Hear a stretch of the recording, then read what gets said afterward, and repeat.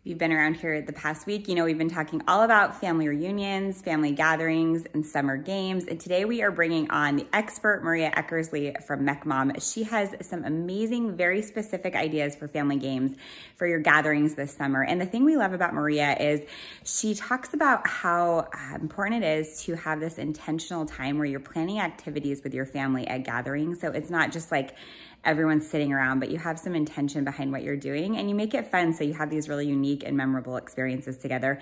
We know you guys are gonna love this class because she gives so many specific examples of great game ideas for all ages.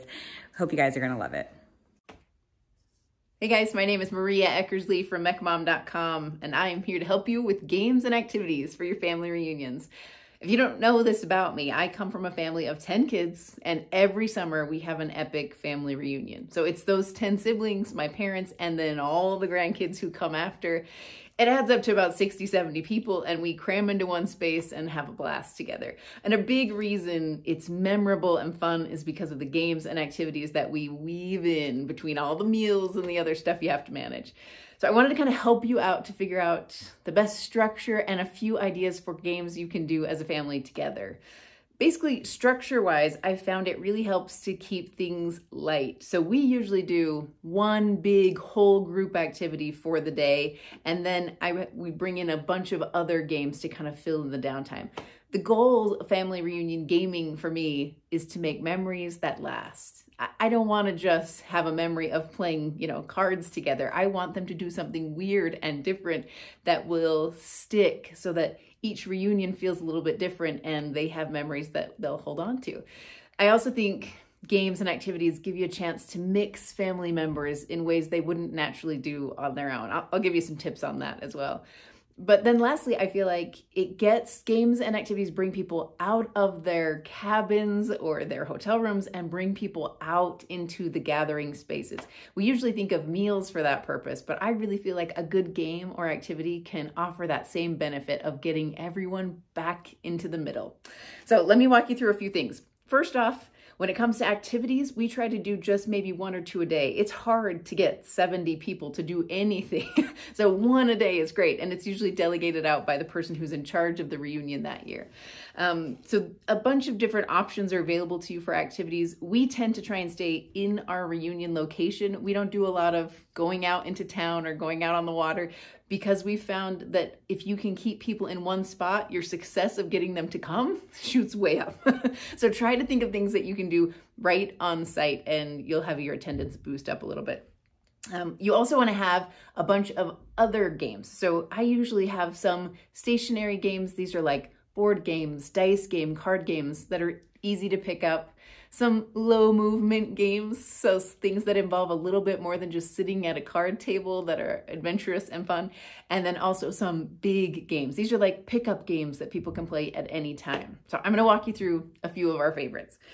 First off, when it comes to the activities part, this thing that you do once a day with the whole group, we usually tie that to our theme. So we have a theme every year at our reunion. Last year we had a Harry Potter theme. So we did an activity that was playing Quidditch together, which was thoroughly entertaining. We also did an activity a different day that was Diagon Alley. So each family had an assignment to run one of the shops in Diagon Alley. And then as a family, you came up with whatever creative, weird thing you could think of to embrace your family's shop. So things like that, activities that get everybody together in a quick, easy way are always a good plus. Some of the other things we've done over the years, we did a fear factor challenge.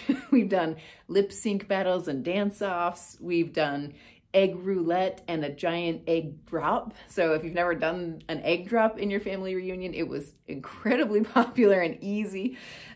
We've also done things like white elephant gift exchanges so that you're not worried about sending gifts at Christmas. You just bring something to the reunion and it changes hands a little bit. So those are some of our favorite activities. When it comes to games, I'm going to try and give you a few that you can actually just run out and buy or click for Amazon. And then also a few that you just are good go-to options. So let's start with stationary games first. So some of the ones I like, again, I'm not looking for Uno or Rook. I'm looking for something that's a little bit weird. And here are a few of my favorites.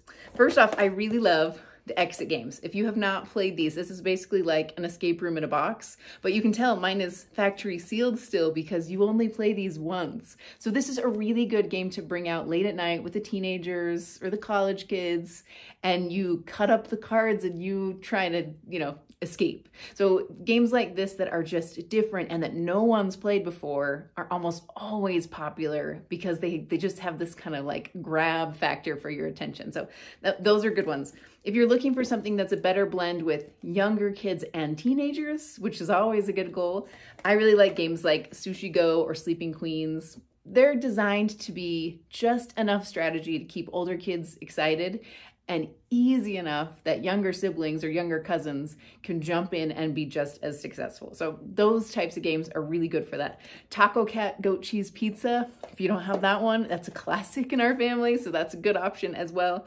as a bunch of dice games, card games. I'll give you a full list at the end, but those are some of my favorite stationary games. When it comes to moderate movement, just a little bit to when you just want to kind of get people excited, there are a few good options. For example, I really love Beat That. If you have not played this game yet, it's basically like Minute to Win It in a box.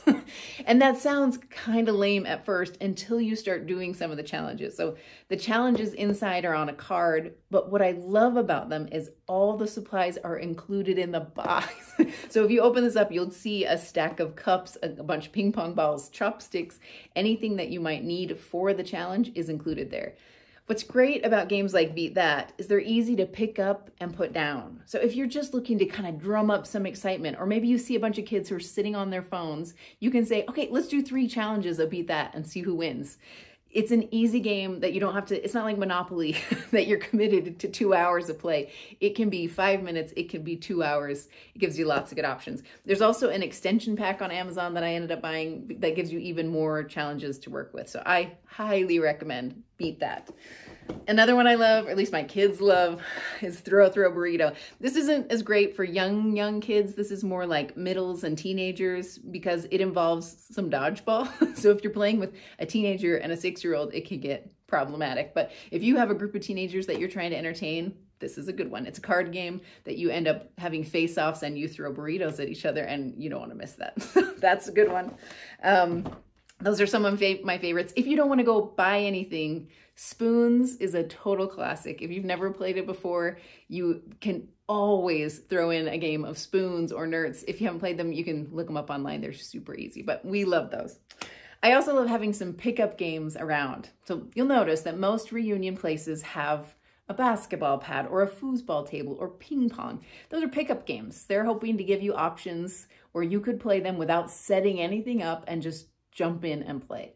The problem is, if you go to a reunion place, either those pickup games are used too much and it's hard to get in there to play, or your reunion spot doesn't have a lot of good ones for different ages. So I like bringing a few with us. So some of my favorites are, my very favorite probably is 9 Square in the Air. If you've never played it before, it's kind of like playing 4 Square, but elevated, and any kid can play. In fact, we found that when we set this one up at girls' camp, people just played nonstop for days because it's just, you can play it if you're athletic or if you're not, if you're tall or if you're short. It's a great one. There are a bunch of good ones out there made of PVC that are super sturdy, but they're kind of expensive. So my favorite option is one that has like mesh straps instead of PVC pipes. You can put it in a swimming pool. You could put it at the beach. And it's made by Castle Sports. So I'll get you a link to that one as well. But I love 9 Square. Spike balls, another good option like that. It's great to have it on the deck or outside, just outside your reunion place while people are waiting for dinner to get ready. Spike ball's an easy pickup game. Another good one is to have some more tabletop pickup games. So we have a version of skee ball that I bought on Amazon that's good for that kind of activity. It can be picked up and put down. If you've ever seen those bungee hockey puck kind of games on Instagram advertised, that's that same idea. So there's a bunch of those on Amazon I'll link you to. The other thing I would tell you is to not be scared to do some small group activities that are planned in. So at our family reunion, we often have like a hike that the sisters will go on in the morning, or you might have something like night games for the teenagers where you buy a whole bunch of glow supplies and let them play capture the flag in the middle of the night. Another good thing we did with little kids is we told each one to bring a Nerf gun, and then they could have an epic battle in the basement of the reunion place. So you have a lot of options to add in that don't take any time or planning, but can make some incredible memories. So don't skip on the small group planning sessions. But that should hopefully get you started. I'm just giving you a sampling of the games. If you want to find our full list, these are not just all the games I own. This is just the list of games that if it got ruined or the pieces got lost, I would buy them again. You can find those on my Amazon. So it's amazon.com/shop/mecmom, and there's a full list of all of our favorite family games. But hopefully adding in a few of these options will help you amp up the fun and create some incredible memories that last at your next family reunion. All right, you guys, good luck. Thanks. Wasn't that a great class? We're so thankful to Maria for coming on. And today we are going to link all those recommendations that she gave in our stories. She has some great game ideas for some of those simpler games, some that are more complex. And we're going to link it all so you guys can have easy access to it. You can also find all those games in her Amazon shop, which we will also link in our stories today. Thank you so much, Maria. And as always, if you loved her class, if you'll just go leave a comment or a note or share it with a friend, show your appreciation for her wonderful class and ideas that she brought on today.